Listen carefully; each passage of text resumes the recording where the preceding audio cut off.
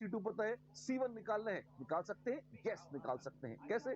ये देख के काम नहीं है, पहले प्रोसेस देखते हैं, आगे बात करते हैं। मान लीजिए आपके पास कोई एसिड है, जैसे शानदार ऑक्सैलिक एसिड है, और आपने ये क्या किया? उसमें एक इंडिकेटर ऐड किया है, फिनोल्फ्थालीन। वाओ! और आपने ये चीज क्या थी ऊपर? इसको ब्यूरेट बोलते हैं। अच्छा, और इसमें क्या है? इसमें ये वॉल्व लगा हुआ है, इसको घुमाकर आप चाहें तो बूंद-बूंद करके सॉल्यूशन टपका सकते हैं। अच्छा, ऐसा है, ठीक है। तो ब्यूरेट है, जिससे एक-एक ड्रॉप करके आप सॉल्यूशन टपका सकते हैं। ऊपर NaOH है। अच्छा, तो तुम्हारा क्या अच्छा है, ढंग से देखते हैं ना? तो आपने ऑक्सैलिक एसिड में पहले इंडिकेटर डाला, फिनोल्फ्थालीन बिल्कुल कलरलेस है, और यहाँ पे आपने NaOH डाल दिया और बूंद-बूंद करके टपकाया। देखिए पिंक कलरलेस, क्यों? पहले फिनोल्फ्थालीन जहाँ गिरती है बेसिक हो जाता है, आसपास का ऑक्सैलिक एसिड रिएक्ट करता है तो फिर एसिड हो जाता है, कलरलेस हो जाता है। ठीक है, और करते करते करते करते ऐसा एक नौबत आती है जब ऑक्सैलिक एसिड पूरा का पूरा रिएक्ट कर जाता है NaOH से। शुरू में टपका रहे हैं, NaOH कम कम है, ऑक्सैलिक एसिड ज्यादा है, पूरे फ्लास्क में भरा हुआ था। तो जहां पर फिनोल्फ्थालीन की बूंदें गिरती हैं, अब आप देखिए जैसे जैसे एक एक ड्रॉप गिर रही है, जहां वो ड्रॉप गिरती है वहां कुछ क्षणों के लिए NaOH गिर रहा है, सॉल्यूशन एकदम बेसिक हो जाता है। बेसिक होते ही फिनोल्फ्थालीन पिंक हो जाती है। तो स्टर कर रहे हैं लगातार, तो जैसे जैसे आसपास का ऑक्सैलिक एसिड आता है, एसिड बेस से रिएक्ट करता है, उसको न्यूट्रलाइज कर देता है। ध्यान रखना, जब तक एक्सेस में है, जब तक एक्स्ट्रा मात्रा में ऑक्सैलिक एसिड, तब तक देखो कलरलेस कलरलेस कलरलेस होता जा रहा है। पर जब ऑक्सैलिक एसिड खत्म हो जाएगा, तब जैसे एक ड्रॉप गिरेगी वो पिंक होगा, और बस पिंक ही रह जाएगा। ऐसे देखिए, पिंक ही रह जाएगा। आपने देखा, इस तरह से टाइट्रेशन होता है। और इस पॉइंट पर अगर हम रुक जाएं, जिस पॉइंट पर रुकते हैं वो पॉइंट कहलाता है एंड पॉइंट। और जैसे ही हम एंड पॉइंट पर रुके, हमने कहा लो जी, ये टाइट्रेशन बढ़िया हो गया। ठीक है, हमको वॉल्यूम मिल गया, ब्यूरेट में निशान लगे होते हैं 1 ml 2 ml 3 ml ऐसे, तो हमको वॉल्यूम पता लग गया कि कितना वॉल्यूम रिएक्ट किया है, किसका? NaOH का, जो हमने टपकाया है। कॉनिकल फ्लास्क में तो वॉल्यूम नाप के डाला हुआ था, एसिड बेस का वॉल्यूम पता है, तो बस हम निकाल सकते हैं और डिटेल्स या वो अननोन कंसंट्रेशन जो हम चाहते हैं। अच्छा, एक शब्द आता है इक्विवेलेंस पॉइंट। ये क्या है? The point eight which exactly इतना एसिड और इतना बेस डाला गया है कि वो दोनों एक दूसरे को रिएक्ट करके खत्म कर दें। अच्छा, जैसे अगर आपके पास HCl है एसिड और अमोनिया है बेस, अगर ये रिएक्ट करते हैं, बनाते हैं NH4Cl। हाँ जी, अब आप क्या करेंगे? आपने मान लिया 1 मोल HCl का लिया है, 1 मोल अमोनिया पूरा उससे फुल रिएक्ट कर जाएगी, तो ये कह सकते हैं इक्विवेलेंट अमाउंट्स हैं। जब बराबर बराबर, इस केस में तो मोल्स मिला रहे हैं, बराबर मोल्स हैं, तो ऐसा हो जाएगा, या वो इक्विवेलेंस पॉइंट आ जाएगा। कभी कभी ऐसा भी होता है कि जैसे HCl को आप रिएक्ट करा रहे हैं कैल्शियम हाइड्रोक्साइड से, तो अगर आपके पास 1 मोल कैल्शियम हाइड्रोक्साइड का है, तो रिएक्ट करने के लिए आपको 2 मोल HCl के लिए चाहिए। क्यों? क्योंकि आप बैलेंस इक्वेशन से देखिए, ऐसा आ रहा है। तो 1 मोल HCl, सॉरी, या 1 मोल कैल्शियम हाइड्रोक्साइड का इक्विवेलेंस पॉइंट कब आएगा? जब आप उसमें 2 मोल्स HCl मिला देंगे। अच्छा, तो मोल बराबर हो ये जरूरी नहीं है, एसिड और बेस एग्जैक्टली एक दूसरे को काट डाले, खत्म कर दें, जस्ट खत्म कर दें, उस पॉइंट को कहलाते हैं, वो पॉइंट कहलाता है इक्विवेलेंस पॉइंट। अच्छा, बात तो समझ में आ गया। When stoichiometrically equivalent मतलब जो एक दूसरे को नष्ट कर सके, amount of acid and base have been combined, that point is called the equivalence point. जब एसिड और बेस खत्म हो गए, तो न्यूट्रल हो गए ना सॉल्यूशन? नहीं, पानी बना है, साथ में सॉल्ट भी बना है। सॉल्ट में और मे नॉट बी न्यूट्रल, मत भूलिएगा इस बात को। सॉल्ट में भी न्यूट्रल, यस, सॉल्ट में नॉट बी न्यूट्रल। अच्छा, तो क्या हम पीएच निकाल सकते हैं इक्विवेलेंस पॉइंट पे? जी हाँ, क्योंकि सॉल्ट बन गया है, तो इक्विवेलेंस पॉइंट पर हम पीएच निकाल सकते हैं। बिल्कुल ठीक। कैसे? This calculation can be done according to the nature of species जो बन रही है। मतलब सॉल्ट बन रहा है, अब सॉल्ट का नेचर अभी देखा था, हाइड्रोलिसिस में हमने देखा था, सॉल्ट अलग अलग तरह के होते हैं। स्ट्रॉन्ग एसिड और स्ट्रॉन्ग बेस का सॉल्ट कैसा होता है? न्यूट्रल होता है। तो अगर स्ट्रॉन्ग एसिड और स्ट्रॉन्ग बेस का सॉल्ट न्यूट्रल है, तो पीएच कितनी हो जाएगी? पीएच हो जाएगी 7। अगर स्ट्रॉन्ग एसिड स्ट्रॉन्ग बेस का सॉल्ट है। लेकिन अगर वीक एसिड और स्ट्रॉन्ग बेस का सॉल्ट है, तो पीएच एंड इक्विवेलेंस पॉइंट कितनी होती है? फॉर्मूला निकाला था अपन ने, सॉल्यूशन बेसिक था और पीएच इतनी आएगी। अगर स्ट्रॉन्ग एसिड और वीक बेस है, सॉल्यूशन हल्का सा एसिडिक होगा, पीएच 7 से कम आएगी, कितनी? इस तरह से आ जाएगी। अरे वाह, ठीक है। तो आप देखें, और अगर वीक एसिड वीक बेस का हुआ, तो वीक एसिड वीक बेस के तो डायरेक्ट टाइट्रेशन कराए ही नहीं जाते, ये बुरा माना जाता है। आप देखिए कि पहली बात हमने दो शब्द सीखे हैं, एक एंड पॉइंट। एंड पॉइंट जब टाइट्रेशन रोक दे तो एंड पॉइंट है। कब रोकते हैं? तब जब इंडिकेटर कलर बदल देता है। अरे ये एक नई चीज कहां से आ गई, इंडिकेटर कहां से आ गया?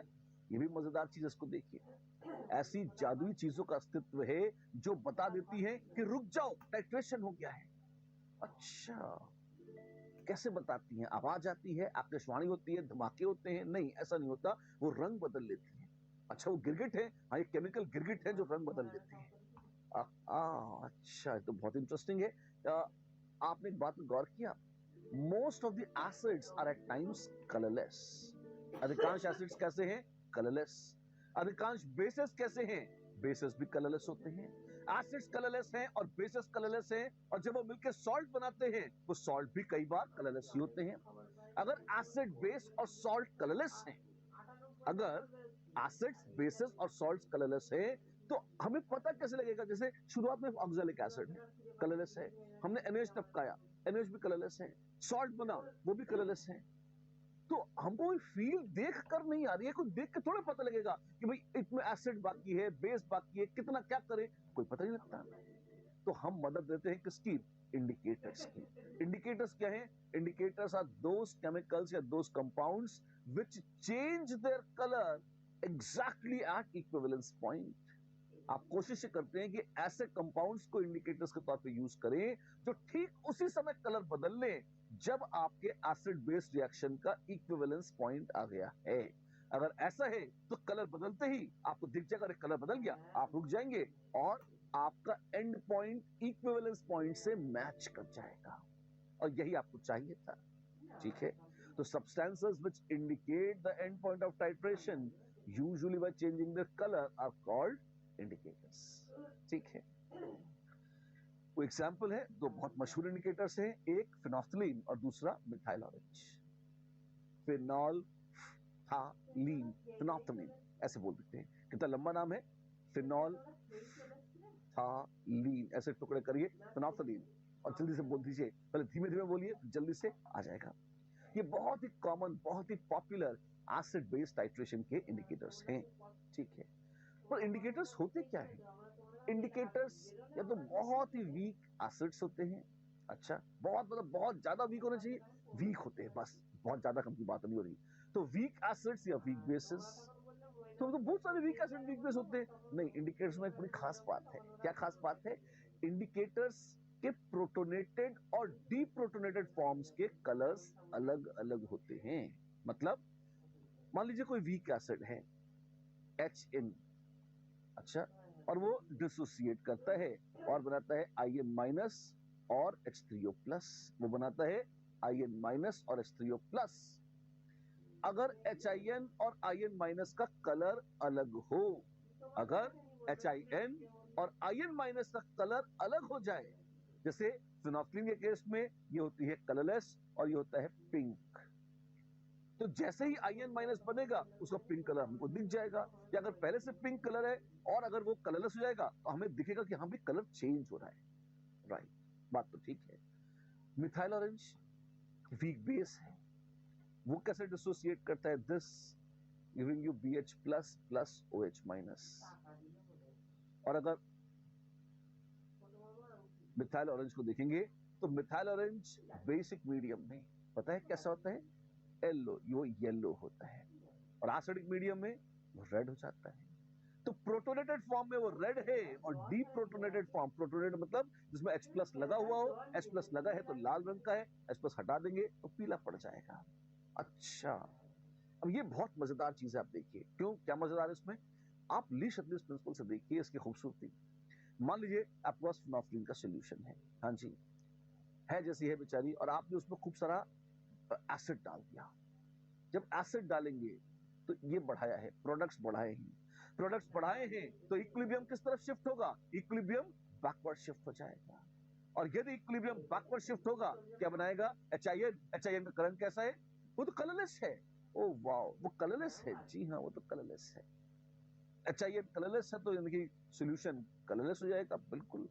तो फिनोफ्थलीन कलरलेस हो जाएगी, अरे हाँ हो गई ना, फिर अब बेस डाल दीजिए, जैसे ही बेस डालेंगे, बेस के डालते ही वो एसिड से रिएक्ट करेगा, पानी बनाएगा। हाँ, तो प्रोडक्ट्स हटेगा। जी हाँ, प्रोडक्ट्स हटेंगे तो इक्विलिब्रियम फॉरवर्ड जाएगा, फॉरवर्ड जाएगा तो ये आगे जाएगा, आगे जाएगा तो आयन माइनस बनाएगा, आयन माइनस बनाएगा। लो, उसका तो कलर कैसा है? पिंक।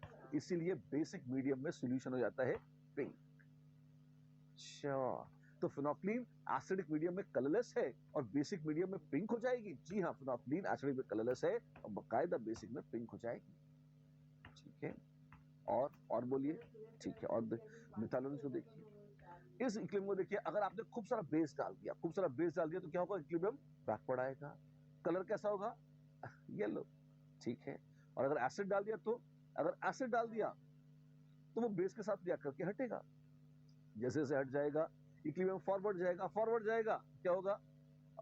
वेल, ये यहां से शिफ्ट होकर इस तरफ आ जाएगा और उसका रंग लाल हो जाएगा। तो एसिडिक मीडियम में रेड हो जाएगा और बेसिक मीडियम में येलो, और आराम से आगे पीछे शिफ्ट हो सकता है।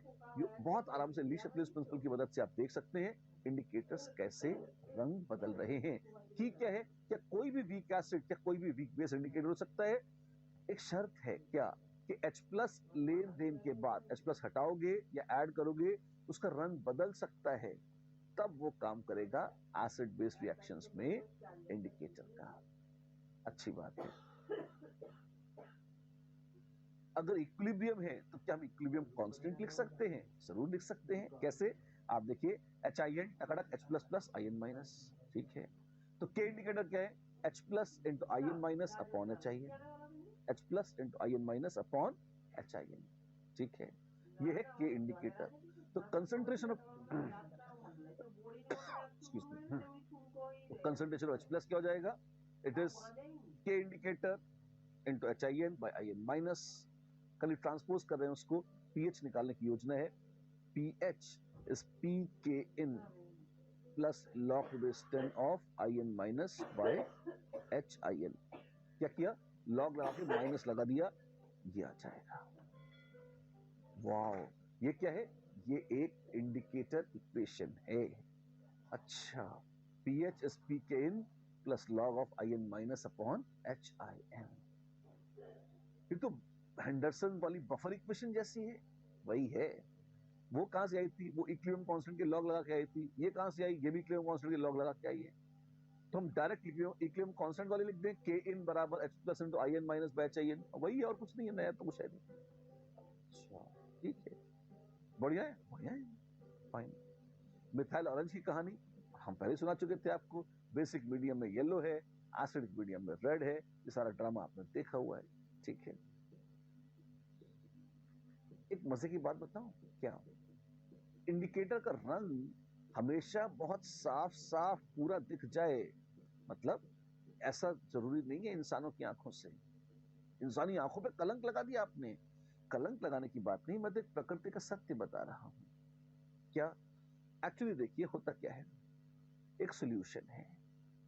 अब अगर उस सॉल्यूशन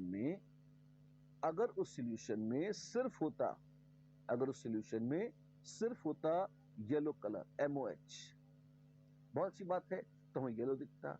सिर्फ होता रेड M प्लस तो हमें रेड दिखता। पर तकलीफ इस बात की है कि नालायक इक्विलिब्रियम है। अगर इक्विलिब्रियम है तो उसमें थोड़ा बहुत MOH है और थोड़ा बहुत M प्लस, दोनों है। अगर दोनों हैं तो ये बवाल भी हमारे गले पड़ गया। अगर दोनों हैं तो उसमें कुछ कुछ येलो है, कुछ कुछ रेड है। अरे कलर क्या बोलेगा? येलो बोलेगा या रेड बोलेगा? कलर तो एक बार में एक ही दिखेगा ना इंसान की आंखों से। हाँ जी, तो इसका रहस्य क्या है? हम कब बोलेंगे, हमें अपनी आंखों से कब वो येलो दिखेगा, अपनी आंखों से कब वो रेड दिखेगा? उसका एक टोटका है। व्हाट? एक ट्रिक है, एक तरीका है, एक फॉर्मूला है, एक अप्रोक्सीमेट फॉर्मूला है जो वैज्ञानिकों ने निकाला है। और वो क्या है? उन्होंने कहा कि भैया दो रंग हैं अगर, तो वैसे तो कुछ भी हो सकता है रेशियो, लेकिन अगर दो रंगों का मिक्सचर है, जैसे येलो और रेड का मिक्सचर है, और तुम ये कहना चाहते हो कि ये सिर्फ रेड है, ये येलो नहीं, इसमें येलो की टिंज नहीं है, थोड़ा बहुत हो सकता है उसके अंदर, पर आंखों से, इंसानी आंखों से नहीं दिखेगा। वो कब? जब एक रंग दूसरे के 10 गुने से ज्यादा होगा। 10 गुना ही क्यों है यार? ये वैसे तो बदल सकता है, मतलब कोई बहुत ही भड़कीला कलर है तो हो सकता है वो डबल हो जाए तब भी ज्यादा दिख जाए। कोई बहुत डल सा कलर है तो शायद वो 25 गुना होने पर भी ना दिखे। पर एक रफ फैक्टर वैज्ञानिकों ने पकड़ रखा है कि भाई अगर अपने पास दो हैं, जैसे एक है अपने पास बी प्लस या बी एच प्लस, एक है अपने पास जैसे मिथाइल ऑरेंज का बी एच प्लस, ये कैसा है, ये रेड कलर था, और एक था बी, ये कैसा था, ये येलो था। तो ये रेशियो है, ये अगर 10 या 10 से ज्यादा है तो हम कहेंगे colour of solution is red only. अच्छा, अगर BH प्लस का कॉन्सेंट्रेशन बहुत ज्यादा है, 10 गुने से भी ज्यादा है बी के, तो हम कहेंगे ओवरऑल सॉल्यूशन का कलर अकेले BH प्लस के कलर जैसा ही दिखेगा, बस हम ये बोलते हैं। ठीक है, उल्टा हो जाए तो ये भी हो सकता है। क्या, अगर कलर ऑफ बी दिखना है, अगर हमको कहना है येलो ही दिखेगा है अपना, तो अपन तो येलो कब दिखेगा, जब वो येलो रेड वाले के 10 गुने या उससे ज्यादा कंसंट्रेशन, देन वी से इट इज येलो। अच्छा, उल्टा करके देखो तो BH plus upon be less than और इक्वल टू 0.1। अच्छा, तो आप देखें अगर 10 से ज्यादा है ये रेशियो तो आपको ये दिखेगा रेड, अगर ये 0.1 से कम है तो आपको दिखेगा येलो, और अगर बीच में है तो कुछ कुछ येलो कुछ कुछ रेड, उसका मिक्सचर दिखेगा, ऑरेंज दिखेगा, इसीलिए नाम है मिथाइल ऑरेंज। चल ना मेरी ना रेड येलो ऑरेंज कर ले, कंफ्यूज कर दिया आपने, दोबारा बोलता हूं, ध्यान से बोलता हूं। ठीक है, मैंने कहा था कि अगर तुम्हारे पास दो चीजें, एक तो है BH प्लस और एक है बी, मिथाइल ऑरेंज के केस में BH प्लस का रंग तुम्हें पता है एसिडिक मीडियम में रेड है, और बेसिक मीडियम में ये बी कैसा था, ये येलो था। ठीक है, एक रेड है एक येलो, बिल्कुल। अब अगर ये रेशियो 10 या 10 से ज्यादा है, this implies colour is red. ठीक है, उसी के विपरीत अगर BH प्लस और बी ये रेशियो 0.1 से कम है, तो इसका मतलब होगा कलर इज येलो, ये बी का कलर है।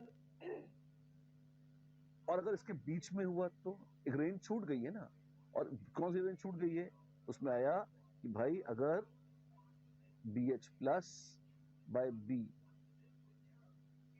ये 10 से कम है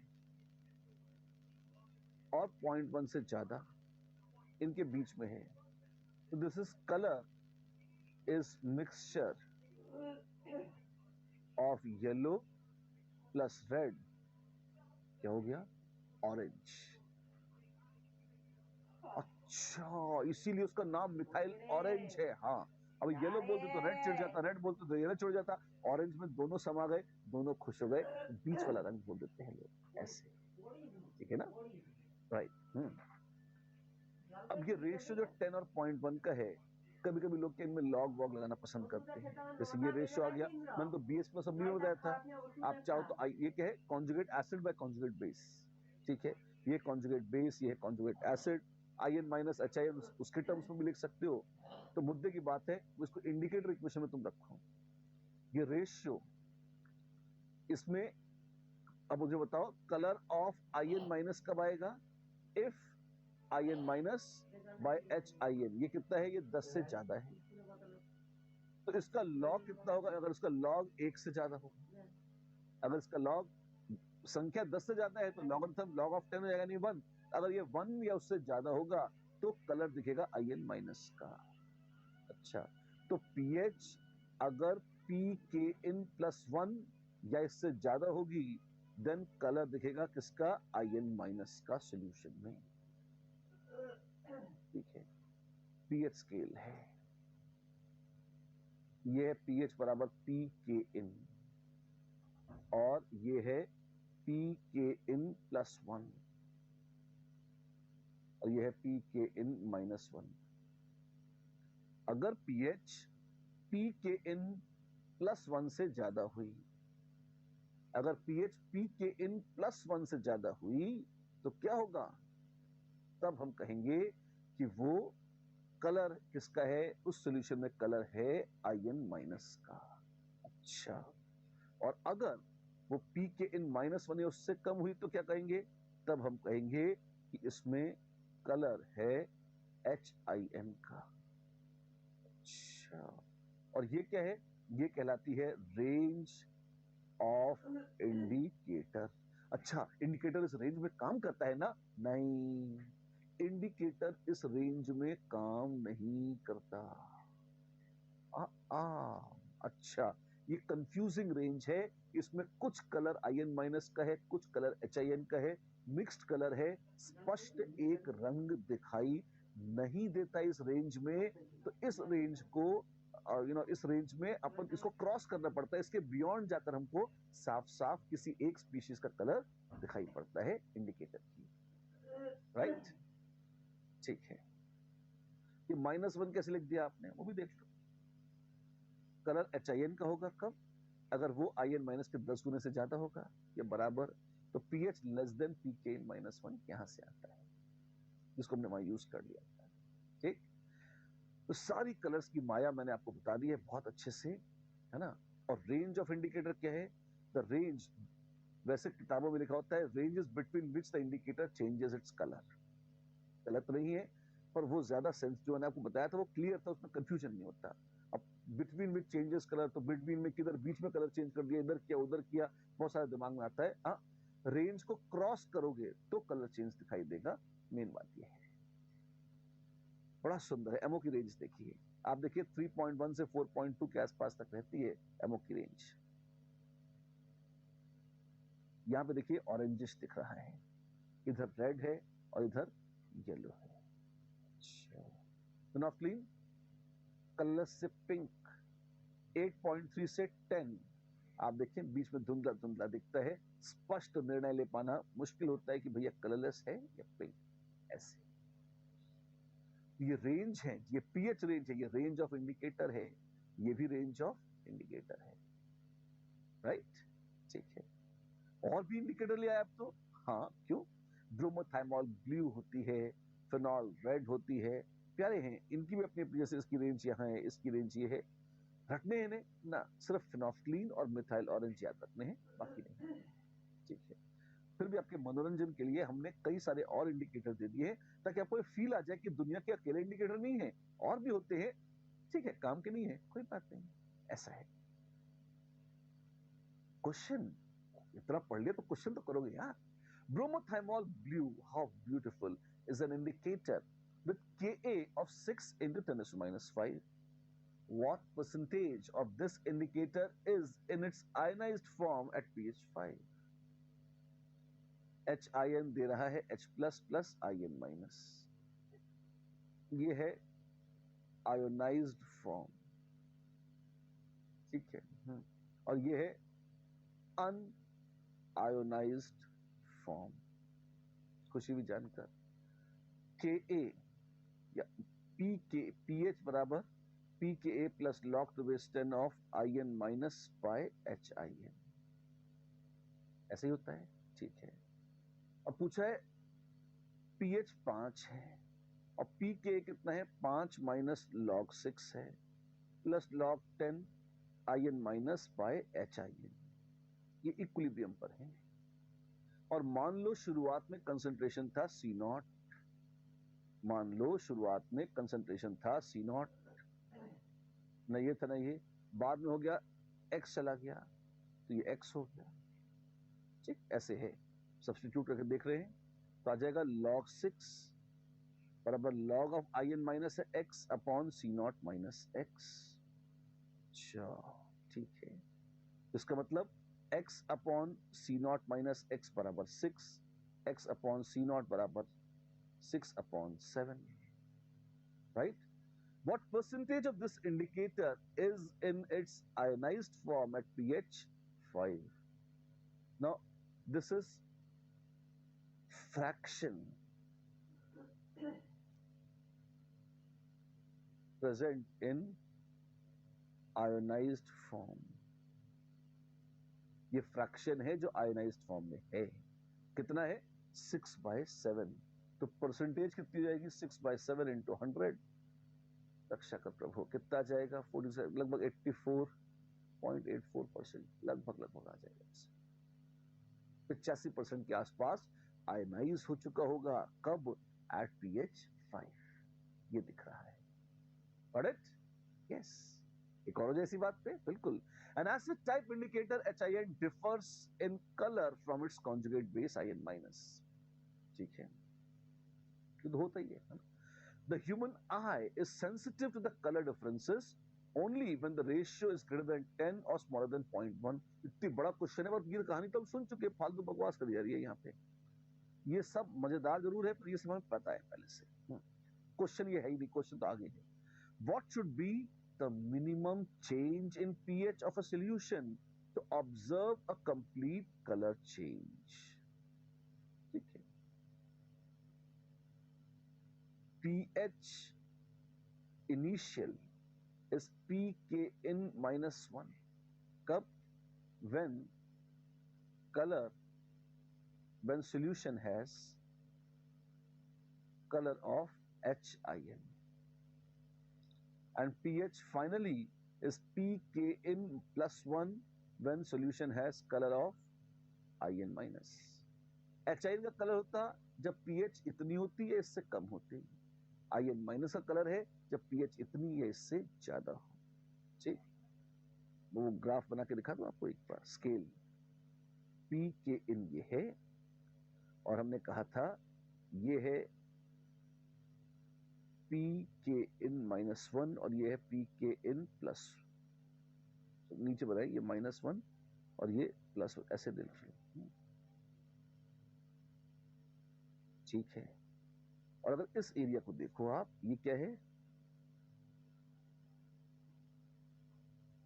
ये यहां पर है कलर ऑफ IN माइनस, ये है कलर ऑफ HIN। देखो ध्यान से, तो यहां से यहां भी चले जाएंगे तो कलर चेंज हो जाएगा। हाँ, यहां से यहां जाएंगे तो भी चेंज हो जाएगा। हाँ, कम से कम मिनिमम कितना चेंज होना मांगता है? यहां से यहां तक, इसलिए वो मिनिमम शब्द आया है। तो मिनिमम चेंज होगा ये, delta pH is pH final minus pH initial is 2। और कहां से कहां तक? pKin plus 1 से pKin minus 1, इस रेंज में। मिनिमम चेंज इन pH पूछा है तो आंसर है 2 यूनिट्स का चेंज होगा मिनिमम। तो डायरेक्ट फॉर्मूले से ही आ जाता, पता ही था एक तरह से। कहां से कहां तक? वेल, pKa है 5, तो 4 से 6 का चेंज आएगा, तो ये कलर आ जाएगा। राइट? इतनी सारी बात कर ली है, तो अब बात होगी टाइट्रेशन कर्व्स की। इंडिकेटर्स के बारे में हम ज्ञान बढ़ा चुके हैं, समझ चुके हैं इंडिकेटर्स कैसे काम करते हैं। न्यूट्रलाइजेशन क्या था हम ये देख चुके हैं। पीएच कैसे निकालते थे हम ये भी देख चुके हैं, वो तो पुराना हाइड्रोलिसिस से ही आ गया था। अब टाइट्रेशन कर्व्स प्लॉट करते हैं जी, और उनकी बात करते हैं। देखिए हमारे साथ, titration of strong acid versus strong base, HCl versus NaOH titrate करते हैं। देखते हैं अगर पीएच का ग्राफ बनाए तो कैसा आएगा। ठीक है, क्या किया हमने? मान लो मेरे पास 40 ml HCl है, कितना? 0.1 मोलर, और मैं उसमें ऊपर से NaOH टपका रहा हूं। तो ग्राफ बनाना है तो मुझे कंसंट्रेशन में मान लो पता है 0.1 मोलर दोनों ईच है। ठीक है, ऊपर से बूंद बूंद बूंद बूंद टप टप टप टप NaOH टपक रहा है। शुरुआत में सॉल्यूशन की पीएच कितनी है बाबू? NaOH तो टपकाया ही नहीं है। जब कोई NaOH नहीं डाला था, सिर्फ 0.1 मोलर HCl था, तो पीएच कितनी है? 1। ठीक है, कैलकुलेट कर सकते हो क्या होगा अगर 10, 20, 30 ml ऐसे करके HCl टपकाना शुरू करो। कैलकुलेट कर सकते हैं कैसे? यहाँ तो आंसर दे रखे हैं, आपने आंसर दे रखे हैं, पर ये आपको करना आना चाहिए। हाँ, कैसे करते हैं बताया तो है यार। Moles of H plus finally is moles of H plus initially minus moles of OH minus added, या concentration of H plus finally, ये कितना है? मोल, दोनों तरफ वॉल्यूम से डिवाइड कर दो, तो moles of H plus initially कितने थे? 40 ml into 0.1 molar, 40 ml into 0.1 molar, ये है moles of H plus minus moles of OH minus कितने हैं? OH माइनस के मोल है 0.1 moles per litre into volume V, volume of जो भी NaOH टपका है, आपने अलग अलग वॉल्यूम टपका है ना, तो वेरिएबल है, डिवाइडेड बाय फाइनल वॉल्यूम कितना है 40 प्लस V। क्यों? 40 ml HCl का, V ml NaOH का, ऐसा आ जाएगा।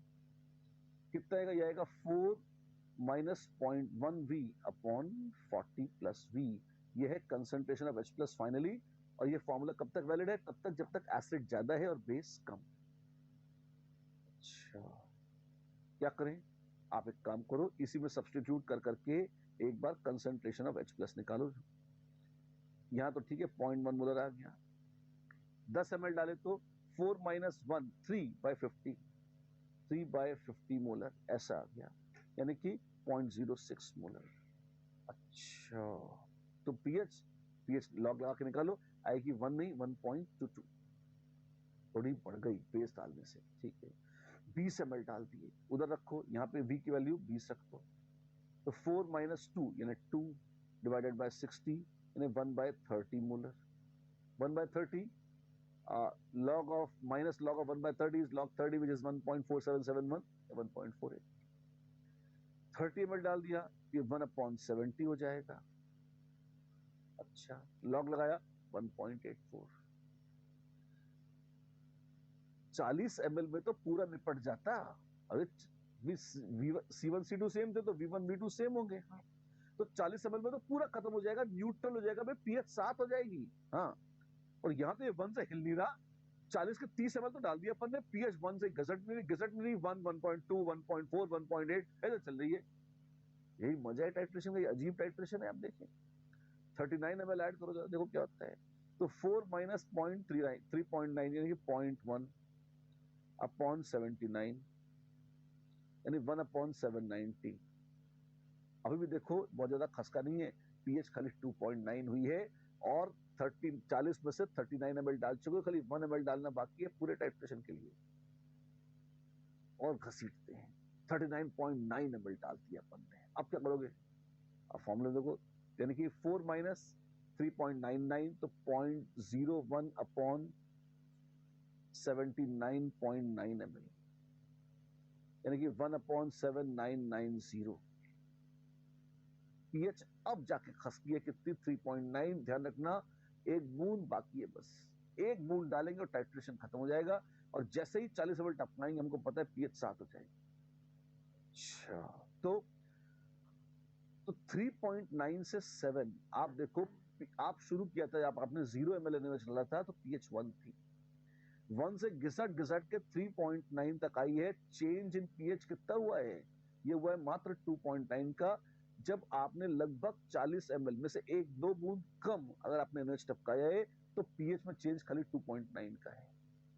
और जैसे ही वो लास्ट 2 बूंद जिंदगी की आप टपकाएंगे इसमें, वैसे ही 40 ml जैसे आप उसे करेंगे, पीएच जब कूद के साथ हो जाएगी 3.9 to 7। चेंज इन पीएच कितना है देखिए, वो 3.1। क्या बात कर रहे हो? जी हाँ, हम ये बात कर रहे हैं।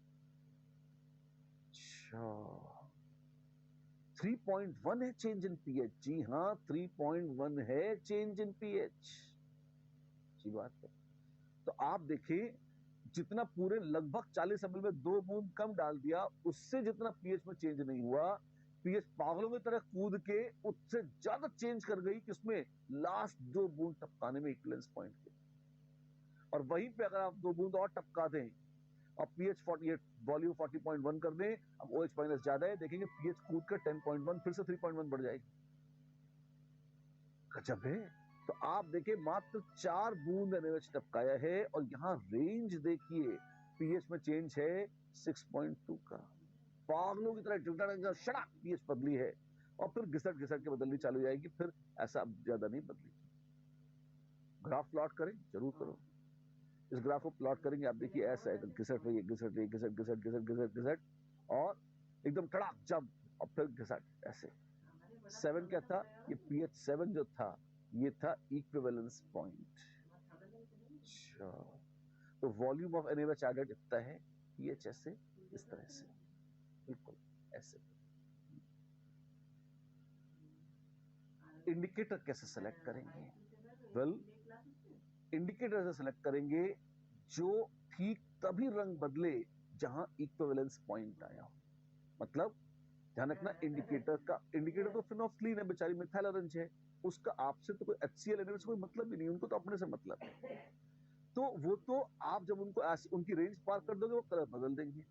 अच्छा, थोड़ा और समझाता हूं आपको। जैसे अगर आप एक बार इसी में देखो, ये टाइट्रेशन का तो आपको दिख गया। हाँ, अब आप एक काम करो, इसमें एक बार फिनोफ्थलीन की रेंज बनाओ। फिनोफ्थलीन की रेंज क्या थी? बहुत बहुत अच्छी चीज बोल रहा हूँ, मैक्सिमम लोग कंफ्यूज रहते हैं इसमें, तो बहुत ध्यान से सुनना मेरी बात, है ना। रेंज ऑफ फिनोफ्थलीन थी 8.3 से 10। अच्छा, तो इसका मतलब 10 10 के बियॉन्ड अगर देखूं यहाँ ये, तो यहाँ फिनोफ्थलीन कैसी है? फिनोफ्थलीन पिंक है। अच्छा, और 8.3 ये है। इसके नीचे देखूं तो फिनोफ्थलीन कैसी है? फिनोफ्थलीन कलरलेस है, और मुझे उसे कलरलेस से पिंक करना है। हाँ जी, तब मुझे दिखेगा कि हाँ वास्तव में कुछ हुआ। बिल्कुल। आप देखिए यहाँ क्या हो रहा है, यहाँ पर जब जस्ट इक्विवेलेंस पॉइंट आया था, आप यहाँ थे, फिनोफ्थलीन कलर बेशरम कलरलेस की कलरलेस थी, अभी तक पिंक नहीं हुई है वो। अच्छा, और कायदे में आपको यहाँ रुक जाना चाहिए था, लेकिन अगर आपने एक बूंद, एक ग्लास छोटू बहुत ड्रॉप भी एक्स्ट्रा डाल दी, तो जैसे ही वो ड्रॉप डालेंगे, कड़ाक कूद के ऊपर चला जाएगा। और पीएच पागल होकर कूदती है, ना जाएगी। अरे ऐसी होता है, पीएच तो ये करती है। अच्छा, तो एक ड्रॉप एक्स्ट्रा पड़ी है, जहाँ एक लास्ट ड्रॉप एक्स्ट्रा पड़ते ही पीएच अब उस जोन में आ गई, अभी जो पिंक है। बिल्कुल। और धोखा तो वो ना, एक तो ड्रॉप एक्स्ट्रा पड़ गई ना, एक ही ड्रॉप थी पहली बार। और दूसरे, लैब में जब टाइट्रेशन करते हैं तो जो लैब में टीचर्स होते हैं वो भी बहुत आपको इंस्ट्रक्ट करते हैं कि बिल्कुल फेंट पिंक आएगा, 30 सेकेंड्स रुकेगा और गायब हो जाएगा। क्यों? वो ये पॉइंट है। और जैसे ही आपने एक ड्रॉप एक्स्ट्रा डाली, वो यहाँ आ गया। बिल्कुल। और फिर क्या होगा? फिर वो वही रहेगा, वो पिंकिशनेस गायब नहीं होगी। पिंकिशनेस गायब नहीं होगी तो इसका मतलब है अब आप ये परमानेंट पिंक हो गया है, यानी कि आपने इक्विवेलेंस पॉइंट क्रॉस कर लिया है फिनोफ्थलीन का। ध्यान दें आप इस बात पे। तो वहां पे अच्छा, क्रॉस होने के बाद आपने एक बूंद एक्स्ट्रा डाली है कि 10 बूंद एक्स्ट्रा डाल दिया, उसका भरोसा नहीं रहता, गड़बड़ ना हो जाए, इसलिए बेचारे कहते हैं कि भाई जस्ट 30 सेकेंड्स तक वो पिंकिशनेस आए और फिर फेड हो जाए। इसका मतलब आप यहाँ पहुंच गए, जस्ट रुक जाइए, टाइट्रेशन संपन्न हुआ। ऐसे जी, मिथाइल ऑरेंज नहीं बताया, वो सुन लो यार, वो कैसे तो दिखते हैं। एमओ की रेंज है 3.1 से 4.4 के आसपास। ठीक है, ये रेंज है मिथाइल ऑरेंज की। अच्छा, इसके बियॉन्ड क्या है? इसके बियॉन्ड अगर आप देखेंगे तो मिथाइल ऑरेंज जो है वो येलो है। अच्छा, such a dirty fellow, yellow yellow. जी हाँ, और उसके नीचे देखेंगे, इसके नीचे देखेंगे तो वो रेड है। एमओ की बात हो रही है। तो आपने शुरू में एसिड में मिथाइल ऑरेंज डाला, मान लीजिए, कैसा था बेचारा? लाल। और मेरे लाल लाल लाल लाल लाल लाल लाल लाल लाल लाल, ये यहां तक रेड है। और फिर क्या किया? यहां तक रेड है, फिर आपने लास्ट में जैसे ही एक ड्रॉप डाली, थोड़ा सा वेग जोन में जैसे भी आ रहा है, और फाइनल ड्रॉप जैसे ही पड़ी, वो यहां से इस रेडिश जोन से जंप मार के कहां पहुंच गया? इस जोन में जो येलो था। अच्छा, एक बूंद से वो येलो हो गया। जी हाँ, और हो गया, रुक गया, शांति रखिए, रहने दीजिए। हो गया टाइट्रेशन, जस्ट हो चुका है टाइट्रेशन, कुछ एक्स्ट्रा पैक्स्ट्रा नहीं है, आप इक्विवेलेंस पॉइंट पहुंच चुके हैं। अब प्लीज नोट, अगर इक्विवेलेंस पॉइंट पर इतनी तेजी से पीएच न बदलती, इतने शार्पली पीएच न बदलती, तो इंडिकेटर्स का इस तरह से काम करना संभव न होता।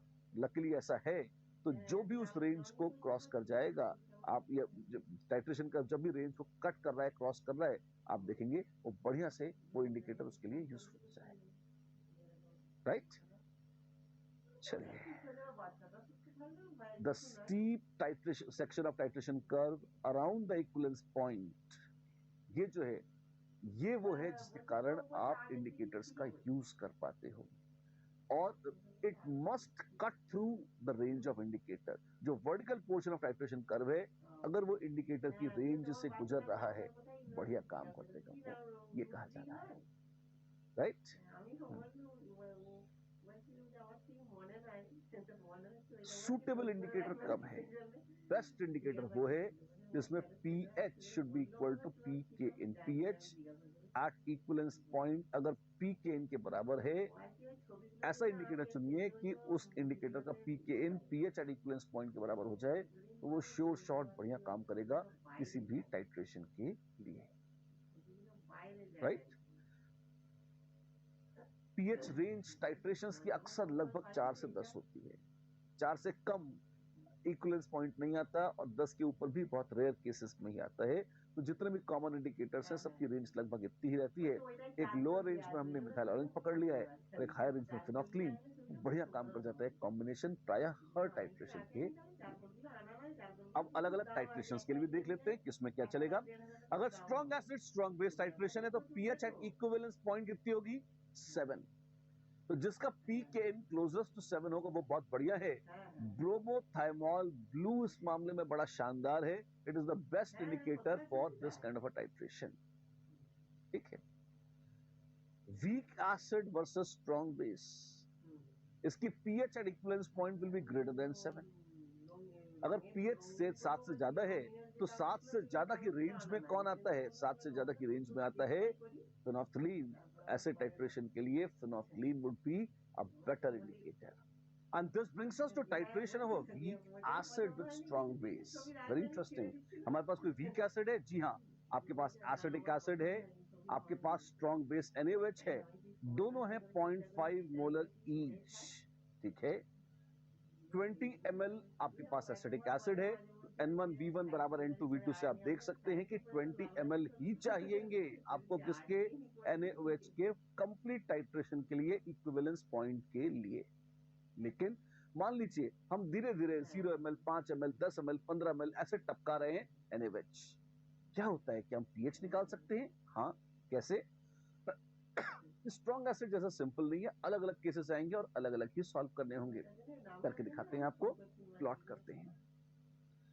NaOH नहीं डाला था तब क्या था? तब सिर्फ एसिटिक एसिड था। कॉन्सेंट्रेशन ऑफ H प्लस बराबर √KaC0। अच्छा, और वहां से हमने ये यानी कि pH is half of pKa minus log of C0, ये था। pKa 4.7 minus log of C0, concentration कितना है? 0.5 मोलर, तो log ऑफ 0.5 है -0.3 प्लस, तो ये आ जाएगा 2.5। एग्जैक्टली आप सॉल्व करें 2.5 आ जाएगा। अच्छा, ठीक है। तो ये तो single weak acid in water, वो केस था जिसे सॉल्व किया। फिर क्या हुआ? आपने 5 ml NaOH डाल दिया, आपके पास एसिटिक एसिड है, कितना है? 20 into 0.5 यानी कि 10 मिलीमोल्स एसिटिक एसिड के हैं, और आपने 5 ml NaOH डाला है, तो NaOH कितना डाला है जरा देखिए। 5 into 0.5 यानी कि 2.5 मिलीमोल्स NaOH के डाले, रिएक्ट करेगा CH3CO माइनस प्लस पानी, क्या बन जाएगा? आप देखिए NaOH खत्म हो जाएगा, 7.5 मिलीमोल बचेंगे एसिटिक एसिड के, 2.5 मिलीमोल बन जाएंगे एसिटेटाइन के, पानी तो खैर बहुत सारा है। अब ये एक बफर बन गया है। वाओ, ये बफर है, जी हाँ ये एक बफर है। और पीएच कितनी है? PH is pKa plus log to base 10 of acetatine upon acetic acid 2.5 upon 7.5 which is 4.7 minus log 3, log 3 is 0.48, तो आ जाएगा 4.23, ये आ गई पीएच। पहला था single weak acid in water और ये बन गया है बफर। फिर आपने बढ़ा के 10 ml डाल दिया, अच्छा 10 ml था तो ये 5 मिलीमोल्स है, कोई बात नहीं, डेटा बदलेगा, ये 5 आज भी है बफर ही। 15 ml डाल दिया तब भी दूसरा बफर है, अब 4.7 प्लस log 3 ऐसा हो जाएगा 5.17, ठीक है। तो यहां तक तो ये बफर चल रहा है, इस जोन में तो बफर बना हुआ है मस्त। फिर आपने 19 ml ऐड करे, अच्छा 19 ml बेस डाल के क्या होगा? जस्ट 20 ml अगर डालते तो पूरा एसिडिक एसिड NaOH से रिएक्ट करके बना लेता सोडियम एसिटेट, और ये सॉल्ट हाइड्रोलिसिस इससे सॉल्व होता। अच्छा, सॉल्व करेंगे तो पीएच आएगी 9.05, ठीक है। और 19 ml में अगर आप देखें तो आपके पास 10 मिलीमोल है इसके, और 19 इंटू कितना है आपके पास 0.5, 9.5 मिलीमोल है NaOH के। ना ये है ना ये बचा है आपके पास 0.5, ये नहीं बचा, ये है 9.5, ये ऐसे। आप देखें बहुत बफर की अच्छी फीलिंग तो नहीं आएगी, लेकिन शायद चल जाएगा। क्यों? 19 टाइम्स है, 10 नहीं 20 टाइम्स है, 20 भी नहीं 19 टाइम्स ही है। तो पीएच कितना है? लगभग वही है, pKa 4.7 plus log the base 10 of conjugate base 9.5 by 0.5, 4.7 plus log 19, 19 को 20 मान लूं तो 20 का log होता है 1.3, 4.7 प्लस 1.3 कितना गया? 6। यही दे रखा है 6। अच्छा, तो यहां तक भी बफर एक्शन प्रैक्टिकली चल रहा है। जी हाँ, मौत सिर पर खड़ी है, मरने की कगार पर है। आप देखें 20 में से 19 ml आ चुके हैं, लेकिन अहंकार नहीं जा रहा। 2.5 से पीएच घसटते घसटते 6 तक पहुंच गई है, फाइन। और बफर अब लगभग नष्ट हो चुका है। और इस दौरान 20 ml डाले, एकदम पीएच बढ़ गई। 21 ml डाले तो अब क्या है? ये है weak base plus strong base, तो लगभग सारे concentration of OH minus strong base से होगा। तो आप देखिए इसमें 4-5 अलग अलग केसेस हैं। जब 0 ml था NaOH, single weak acid in water. 1 ml से 19 ml तक अलग अलग डाला तो बफर्स बने अलग अलग कॉन्सेंट्रेशन के। 20 ml डाल दिया तो सॉल्ट हाइड्रोलिसिस तीसरा केस, और उससे ज्यादा किया तो strong base plus weak base hydroxylise plus acetate में OH माइनस, लगभग सारे OH माइनस आएंगे। एसिटेट कॉमन आयनिक से नेग्लिजिबल हो जाएगा। 4 डिफरेंट क्वेश्चंस थे आयनिक के, जो हमने इस चार्ट को सॉल्व करते समय यूज करे हैं, और इनकी मदद से ये पीएच का डेटा बना लिया है। ठीक है ना, अच्छी बात है। ग्राफ प्लॉट करें? जी हाँ, ऐसे प्लॉट करिए, ये आ जाएगा। ओ वाह, ये तो काफी अलग लगता है। जी हाँ, क्यों? आप देखें स्ट्रॉन्ग एसिड ऐसे चलता था, सीधे उठता था और ऐसे चला जाता था। ये कैसे है? ये ऐसे चला है, और इस तरह से इसका ये जो स्ट्रेट पोर्शन है ये भी कम है अगर आप देखें। और यहाँ पर एक खास बात जो देखिए आप, वो ये फिनोफ्थलीन की रेंज क्या थी? वो थी 8.3 से 10, 8.3 से 10 थी। तो एक बूंद में आप यहाँ थे और अगली बूंद में आप यहाँ चले गए, तो क्या एक ड्रॉप से आपने रेंज क्रॉस कर ली? हाँ, क्रॉस कर ली। अच्छा, तो क्या फिनोफ्थलीन अच्छी इंडिकेटर है? और यह इंडिकेटर है। और मिथाइल ऑरेंज का क्या सीन था? वेल, वो 3.1 से 4.4 तक लगभग ये रेंज थी उसकी। तो यहां पर लगभग आप देखें कुछ और कलर था, और घिसट घिसट के उसका रंग यहां बदल गया, कुछ और हो गया। ठीक है, लेकिन क्या आप देख सकते हैं कि इक्विवेलेंस पॉइंट तो यहां है, तो मिथाइल ऑरेंज तो यही रंग बदल लेगा। तो उसने गलत जगह रंग बदला है। तो क्या मिथाइल ऑरेंज इस टाइट्रेशन के लिए एक अच्छा इंडिकेटर है? नहीं। क्यों? वो तो टाइट्रेशन पूरा होने के पहले ही रंग बदल लेगा। तो MO is a bad indicator, but phenolphthalein is a good indicator for this titration of a weak acid involved with a strong base. Titration of weak acid versus strong base. pH range कितनी होती है? अक्सर 7 से ज्यादा होती है, पर बहुत स्ट्रॉन्ग नहीं होता। सॉल्ट हाइड्रोलिसिस के बाद pH अक्सर 10 के आसपास ही रहती है। 10 की 10.5 हो जाए मना नहीं है, डिपेंड्स करता है कि वीक एसिड कितना वीक है, और वो 13-14 तक नहीं पहुंच जाती। ठीक है, सबसे प्यारे इंडिकेटर्स कौन से हैं? फिनोफ्थलीन और फिनॉल राइट। अच्छा, वही 8 से 10 की रेंज में आते हैं। अगर strong acid versus weak base हो, जैसे अमोनिया वर्सेस HCl, बिल्कुल ठीक वैसा ही डेटा बनवाया, ठीक वैसे ही इसको सॉल्व किया। ये single weak base in water, ये बफर्स, और आप देखेंगे ये सारा एक्शन जो है ये बफर एक्शन का है। अंत तक आते आते, ऑफ कोर्स अंत तक आते आते मामला ये इक्विवेलेंस पॉइंट आ गया 50 ml पर। ये अब ammonium ion plus H plus, strong acid plus weak acid का केस है, और ये सिर्फ NH4Cl का केस है। तो आप देख सकते हो बफर एक्शन तो बस यहाँ तक था, खत्म हो गया। ठीक है, ग्राफ कैसा आया है? आप देखिए ऐसा ग्राफ आया है, पहले ऐसा था, अब उल्टा उलट के ऐसा आ गया है। इक्विवेलेंस पॉइंट के अराउंड आप देखिए, अगर आप 4.4 से 3.1, ये रेंज देखें, ये किसकी रेंज है? एमओ की। यहां से यहां आपने देखा रंग बदल रहा है, बिल्कुल बदल रहा है। तो इक्विवेलेंस पॉइंट के अराउंड कलर कौन बदलता है? Methyl orange. और फिनोफ्थलीन कैसे इंडिकेटर होगी? वो तो यही रंग बदल देगी यहाँ पर। तो phenolphthalein would be a very poor indicator, a good indicator would be methyl orange only, right? That's the way it is. Usually 4 से 7 की रेंज होती है पीएच की, इक्विवेलेंस पॉइंट पे जो पीएच होती है उसकी। Methyl orange, methyl red, phenol red, ये कॉमन इंडिकेटर्स हैं जो यूज करे जा सकते हैं। Week acid versus weak base, acidic acid versus NH4OH मजेदार है। इसे कराया ही नहीं जाता, क्यों? इसमें पीएच रेंज बहुत जरा सी होती है, 6.5 से 7.5 तक की, मुश्किल से कोई इंडिकेटर फिट ही नहीं होता इसमें अच्छे से, इसलिए we don't conduct such titrations directly, ठीक है? इंडिकेटर्स ढंग से यूज नहीं होते, बिल्कुल नहीं होते। हाँ, फिनॉल रेड अगर मर ही रहे हैं तो 6.5 से 7.5 की रेंज में फिनॉल रेड होती है, चाहे तो उसे यूज कर लें। स्टिल आई रिपीट, टाइट्रेशन बहुत एक्यूरेट मेथड है, और ये इसमें अगर दोनों एसिड और बेस वीक हैं तो मेथड इतना इनएक्यूरेट हो जाता है कि टाइट्रेशन करने का प्रैक्टिकली कोई फायदा ही नहीं होता, तो लोग टाइट्रेशन नहीं करते।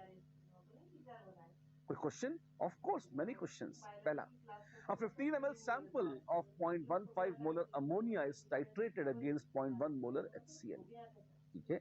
What is the pH at end point? Kb for ammonia is so much, nearest whole number पे राउंड ऑफ करना है, ठीक है?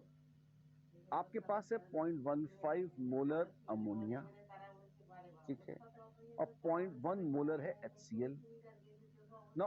1 मोल अमोनिया मांगता है 1 मोल HCl, तो मिलीमोल्स ऑफ अमोनिया कितने हैं?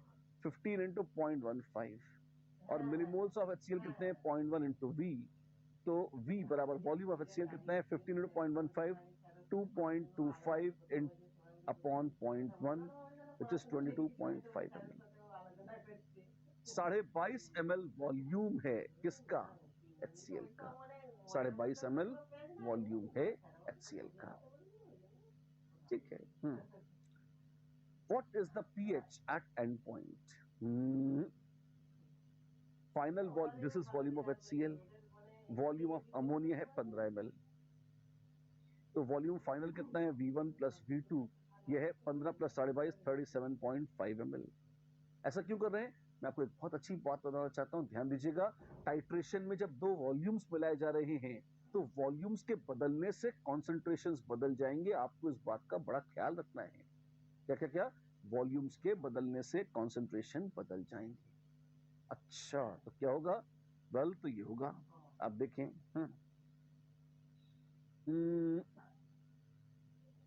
concentration of NH4 plus at equivalence point, concentration of ammonium ions at equivalence point कितना होगा?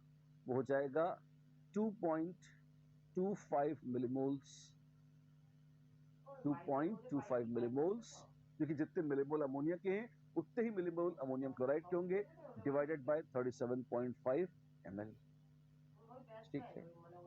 जितना भी मिली मिली कट गए, ये हो गया 22.5 अपॉन 375 मोल्स पर लीटर, जो भी आइए कैलकुलेशन करना होगा।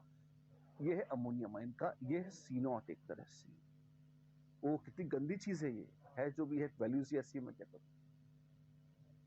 पीएच कितनी आएगी?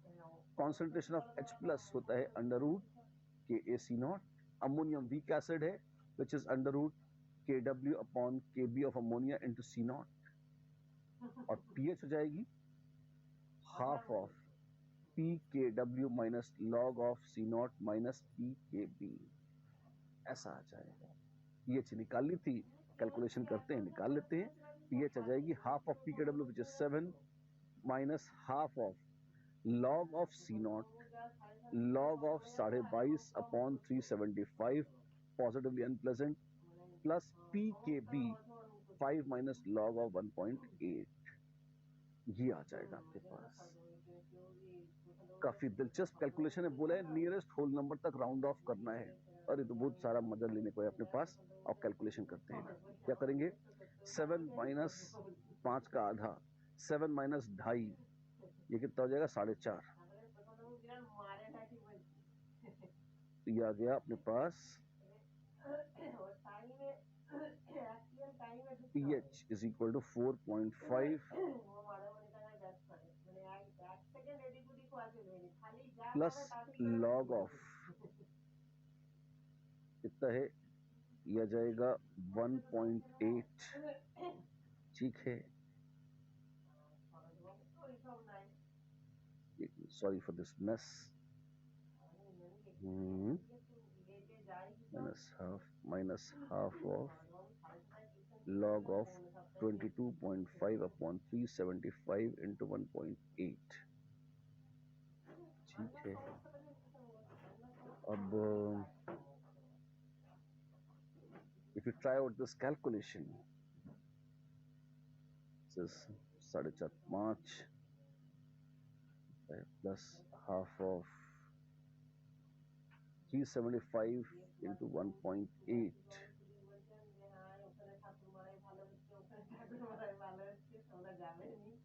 ये लगभग है 10 upon, if you remember 1 upon 1.8 is 55.55, so this into 0.555, इसको थोड़ा कम करें, ये 0.5, इसको थोड़ा अच्छा, और इसको 25 कर दें, 25 into 12.5, लगभग 12.5 बाय 375, 12.5 into 30, रफली क्रूड कैलकुलेशन है, लगभग 1/30 है। ठीक है, तो plus log 30, log of 30 is 1.48 का आधा, 1.48 का आधा 0.74, दिया जाएगा 5.24। वैसे मेरा गेस था कि log कुछ भी करोगे रो पीट के 1 के आसपास ही आएगा। 5.24 को नियरेस्ट होल नंबर पे राउंड ऑफ करेंगे तो आंसर आ जाएगा 5, क्योंकि log में राउंड ऑफ करना है तो काफी सारी एरर अलाउड है, तो इसीलिए रफ कैलकुलेशन कर करा के हमने इसको कर दिया, और कैलकुलेशन क्या सोच के करी, कैसे करी, ये भी पूरा दिखा दिया है, ताकि आपको भी करने में सुविधा हो अगर आप कभी ऐसे रेफरेंस कुछ लेकर इसे करना चाहेंगे। Right, an easier question, let's take a look. An alkali is titrated against an acid with methyl orange as the indicator. ठीक है, which of the following is the correct combination? methyl orange, ठीक है, तो alkali is titrated against an acid, इसका मतलब क्या हुआ, आपने यहां लिया है अल्कली, ऊपर से टपका रहे हैं एसिड। अच्छा, तो अब सही कॉम्बिनेशन क्या है? एमओ किस काम में आता था? Methyl orange was useful when strong base weak acid या strong acid weak base. Well, ये स्ट्रॉन्ग एसिड वीक बेस के केस में एमओ काम आता था, तो स्ट्रॉन्ग एसिड और वीक बेस के केस में काम आएगा। ठीक है, और ये कैसा हो जाएगा, पहले येलो था बाद में रेड, जी हाँ पहले येलो था बाद में red, A is the answer. Right, इसी तरह से चलते रहते हैं, आज कहानी को यहीं पर समाप्त करते हैं। अगली क्लास में जब हम मिलेंगे कुछ इलस्ट्रेशंस और आएंगे, कुछ क्वेश्चंस और सॉल्व करेंगे आपके लिए। अच्छा, और फिर अगले पड़ाव पर कौन सा देखते हैं, मिलिए तो सही। असाइनमेंट करते रहिएगा, मत भूलिएगा, थ्योरी पढ़ते रहिएगा, फॉर्मूले मत भूलिएगा। इसके साथ ये मिलते हैं अगली बार। आज के लिए बस इतना ही, नमस्कार।